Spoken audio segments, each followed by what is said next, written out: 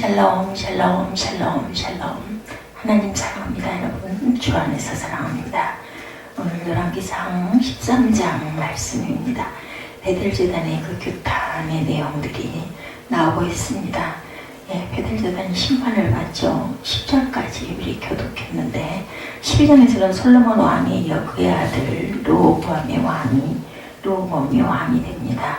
이게 남유다에서 르호보암이라는 왕이 나타났는데 그는 백성들의 소리를 듣지 않고 듣지 말아야 할 소리를 들어서 이스라엘이 남과 북으로 나뉘게 되는 그런 아주 아픈 사건이 일어나죠. 남쪽의 왕인 르호보암과 이름이 비슷한 여로보암이라는 사람이 북쪽의 왕이 되었는데 그게 공적으로 왕이 된 것이 아니라 하나님께서 남쪽의 솔로몬과 르호보암을 징벌하는 의미에서 나라를 나누어 그에게 주셨기 때문에 경제적인 용어를 빌리자면 반사적 이익으로 말미암아 왕이 된 사람입니다.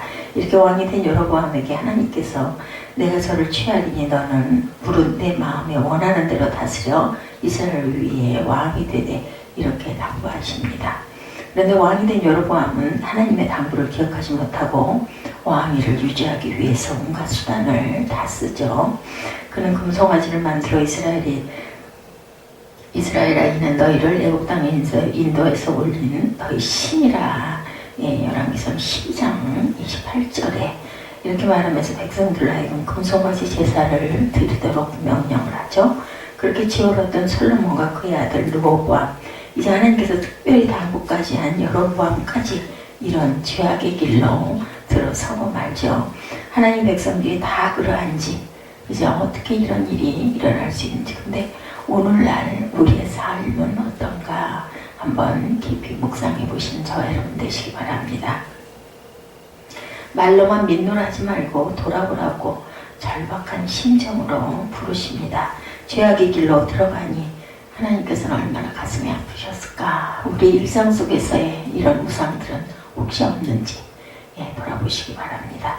결국 하나님께서는 종들만 보내서는 안 된다 생각하셨기 때문에 적극적인 방법으로 신약에서는 예수 그리스도로 인간의 몸이 되셔서 친히 이 땅에 내려오신 그러한 사건이 일어나죠. 하나님께서 유다에서 종을 한 사람 보냅니다.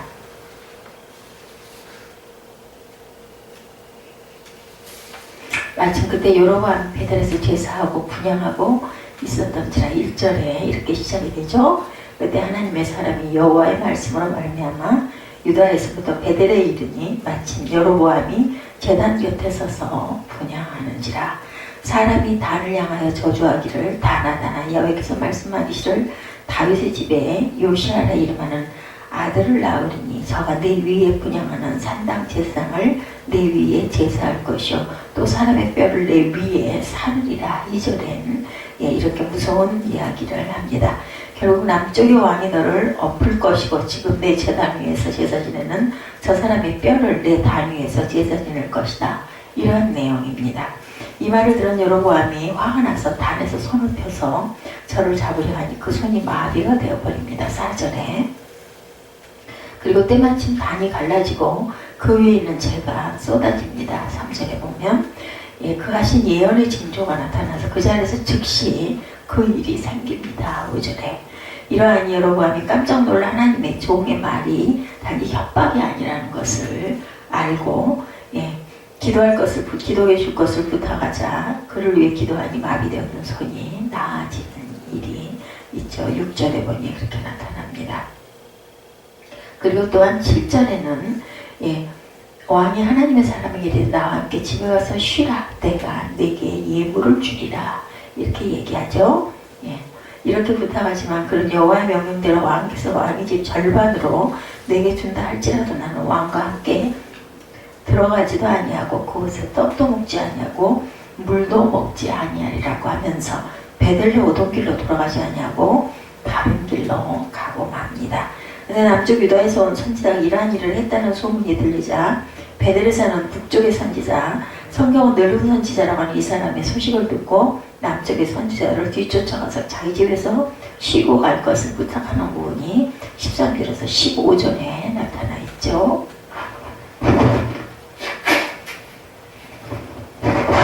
그러나 남에서 온 선지자도 여호와의 말씀이 내게 이르시기를 내가 거기서 떡도 먹지 말고 물도 마시지 말며 내게 오던 길로 돌아가지도 말라 하셨습니다. 17절에 이렇게 말하지만 북중의 늙은 선지자는 거짓말을 해서 나도 그대와 같은 선지자라 천사가 여호와의 말씀으로 내게 이르기를 그를 내 집으로 데리고 돌아가 그에게 떡을 먹이고 물을 마시고 하였느니라 이렇게 얘기합니다. 이에 그 사람이 저와 함께 들어가서 그 집에서 떡을 먹으며 물을 마셨다. 19절 내용이죠. 이 모든 일이 끝난 후에 북쪽은 늙은 선지자에게 하나님의 무시무시한 계시가 내리죠. 조금 전에 남쪽의 선지자를 대접하던 그가 이제 다른 예언을 합니다. 21, 2절에 보면 이 예언을 들은 후 돌아가던 길에 남쪽의 선지자는 사자에게 찢겨서 즉시 즉사를 하고 말죠. 24절의 내용입니다. 이런 사건이 있음에도 불구하고 여전히 여로보암은 돌이키지 아니하고 죄의 길로 갔다는 것이 오늘 본문 전체의 내용입니다. 여기서 우리가 볼 것은 죄인을 향한 하나님의 뜻한 마음과 직분자를 향한 하나님의 안타까운 마음이 드러납니다. 하나님께서 세우신 하나님의 종들은 세상의 일이든 하나님의 나라의 일이든 간에 그들이 그 일을 잘 감당하기 위해서 모든 노력을 다하신다는 것을 우리가 볼 수가 있죠. 먼저 하나님께서 여로보암이 지금 잘못된 길을 가고 있지만 그를 세우실 때 그 마음과 소원을 생각하시면서 남쪽의 유다로부터 하나님의 종을 보냅니다.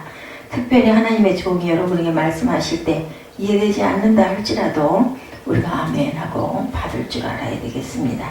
여로보암은 이 하나님의 말씀을 듣지 않고 오히려 그 선지자를 잡으려고 했죠. 본문에서 여로보암이 마비가 되었던 자신의 손이 펴지도록 기도를 요청한 것으로 미루어보아 그 사람이 하나님의 종이라는 것을 알았을 것인데 이때 하나님의 경고를 들었다면 좋았을 거죠. 하나님께서 이토록 간절하게 말씀하시고 하나님의 종을 통해서 손이 말라 마비되는 것은 마비되는 그 경고, 단이 갈라지고 재가 쏟아지리라는 예언이 그 자리에서 실현되는 여러 가지 징조가 있음에도 불구하고 여로보암은 깨닫지를 못합니다. 다음은 남쪽에서 온 선지자가 하나님 말씀을 순종하지 않다가 죽는 사건이 나타납니다. 이 무서운 사건을 통해서 하나님께서 무엇을 경고하시는지를 우리가 깨달아야 합니다. 이 선지자의 죽음을 보면서 우리는 하나님은 아주 무서운 분이라는 생각을 하게 되죠. 먼 곳까지 가서 그처럼 귀한 일을 하고 그의 죄가 그리 큰 것 같지도 않은데 사자에게 어떻게 찢어져서 죽게 하실까. 그러나 이 종이 얼마나 잘못했느냐가 중요한 것이 아니라는 것을 우리가 깨달아야 됩니다. 하나님께서 이 죽음을 통해서 말씀하시는 것은 당신이 그토록 사랑하는 종일지라도 하나님 말씀에 순종하지 아니함으로 인하여 사자에 찢겨서 죽도록 만드셨는데 하나님께서는 좋은 나라와 부귀영화를 주신 여로보암이 그토록 엄청나게 큰 죄를 지었고 여러 번의 경고에도 불구하고 순종하지 아니한 것에 대한 경고입니다. 이 말씀을 묵상하면서 우리는 두려워할 줄 알아야 되겠습니다. 아울러서 하나님께서 여로보암에게 지금이라도 돌아오기만 하면 받아주겠다는 말씀을 하고 계신다라는 것을 또한 집중해서 봐야 되겠죠. 또한 하나님의 종이란 어떤 존재인가 이것을 또한 우리가 생각해 봐야 됩니다. 하나님의 종은 마지막까지 하나님의 일을 하게 하시고 죽음까지도 사용하십니다. 하나님께서는 당신의 종의 죽음을 통해서도 말씀하시는 것을 우리가 볼 수가 있는데 전임자뿐만 아니라 하나님의 종으로 일하는 모든 사람은 이런 사실을 깨달아 알아야 되겠다. 이 땅에 살면서 우리 세상의 눈으로 보기에 하나님의 종에 대해서 특별한 상급은 없습니다. 예를 들어서 하나님의 종에 대해서 세상적으로 잘해주고 좋은 것을 주려고 생각하지 않는 것이 좋고 하나님의 종들은 이렇게 주는 것이 사실은 마땅하다는 거죠. 오늘 본문의 남유다에서 온 하나님의 종 역시 죽음으로 나타납니다. 전임 사역자는 아닐지라도 예루살렘 초대교회 7집사 중 한 사람인 스데반도 죽음으로써 이야기하는 것을 우리가 사도행전 7장에서 보죠. 하나님의 종들은 이러하게 돌아가기도 합니다. 그러나 하나님과 그 종의 개인적인 거래는 또한 따로 나타나죠. 그분들에겐 죽으면서도 세상 사람이 알지 못하는 다른 영광이 분명히 있다는 것. 그러므로 하나님의 종에 대한 하나님의 심판이 엄정할지라도 명령받은 것을 행한 후에 나는 무익한 종이 이렇게 말하는 것이 종의 모습이죠. 예. 여러분, 하나님께서는 당신의 사랑하는 종을 죽이면서까지 직분 자를 바로 세우시고 죄인들이 돌아가기를 원하시는 분이라는 것을 우리가 알아야 되겠습니다. 여로보암이 이렇게 무서운 경고와 징조를 보았을 때 돌아왔다면 얼마나 좋았을까요? 그렇죠? 그런 아쉬움들이 있습니다. 여기 하나 더 보실 것은 베델에 있는 늙은 선지자가 한 일입니다.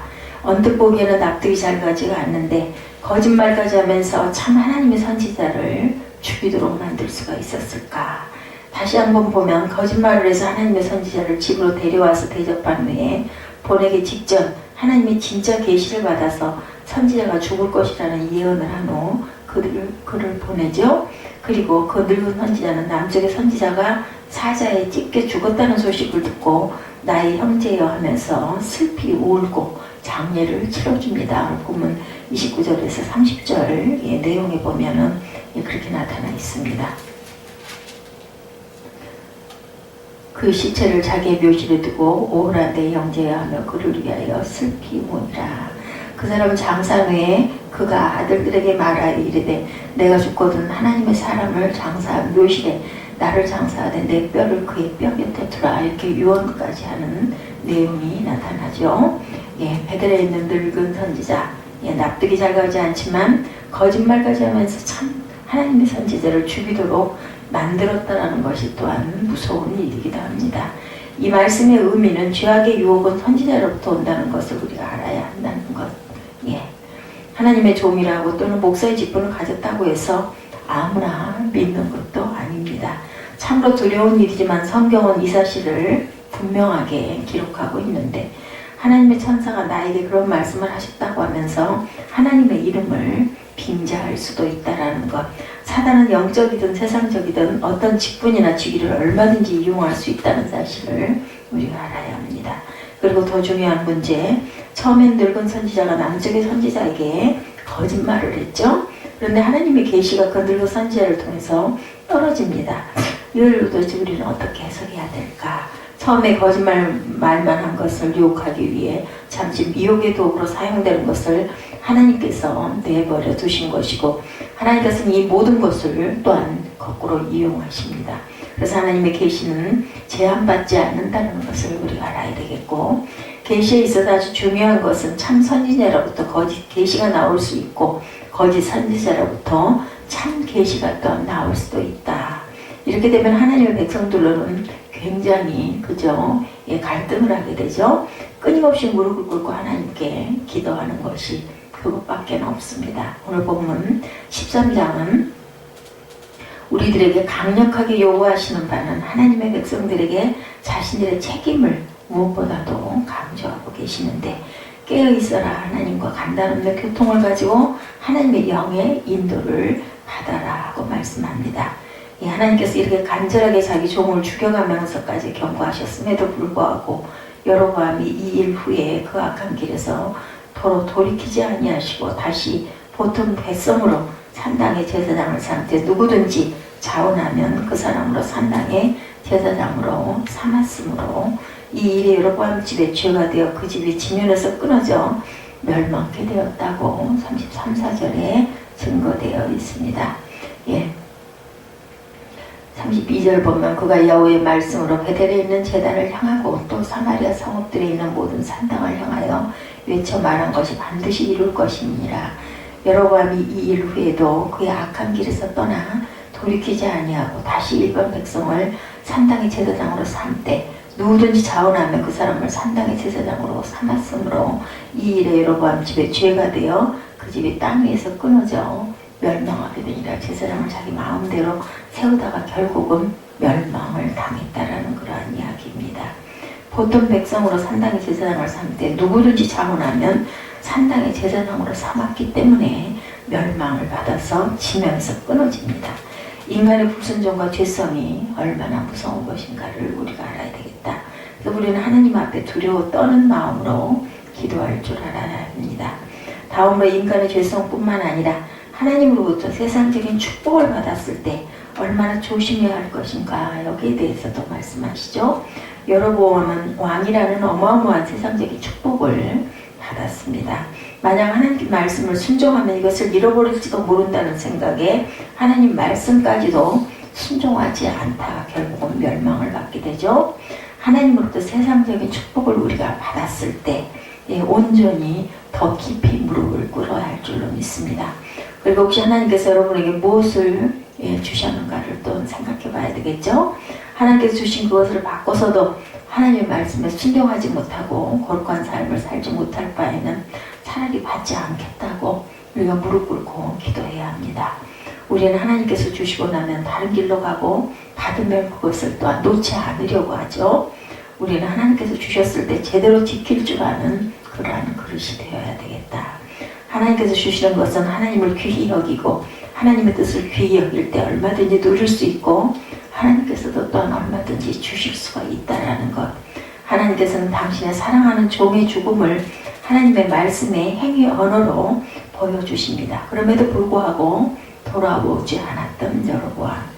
바라기는 저와 여러분께서는 여로보암의 길이 아니라 날이 갈수록 거룩하여지고 사랑스러워져가는 참된 하나님의 자녀들, 제자들이 되시기를 주님의 이름으로 축복합니다. 기도하시겠습니다.